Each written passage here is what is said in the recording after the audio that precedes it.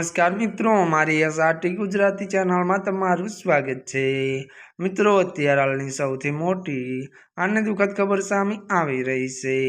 જી આ મિત્રો, આપને જણાવી દઈએ કે અંધાધૂંધ ગોળીબાર 45ના મોત। વાત કરવામાં આવે તો ત્યારે મિત્રો ગાઝા પટ્ટીના દક્ષિણ શહેરના ખાન યુનિસમાં ત્યારે ઇઝરાયેલી ટેન્કો દ્વારા અંધાધૂંધ ગોળીબાર કરતા 45 પેલેસ્ટાઇન નાગરિકોના મોત થયા છે, સેંકડો ઘાયલ થયા છે। આ દાવો હમાસ દ્વારા સંચાલિત ગાઝા સ્વાસ્થ્ય મંત્રાલયે કર્યો હતો।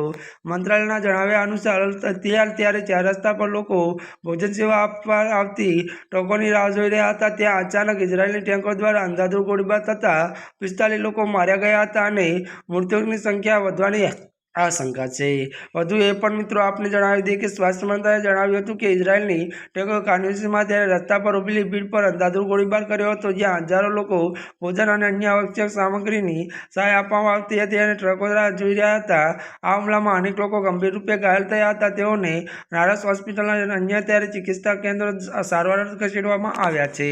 ત્યારે મિત્રો આજના માટે આટલું જ। અમારી ચેનલમાં નવા હોય તો અમારી ચેનલને મિત્રો લાઇક, શેર અને સબસ્ક્રાઈબ કરી દેજો। ધન્યવાદ।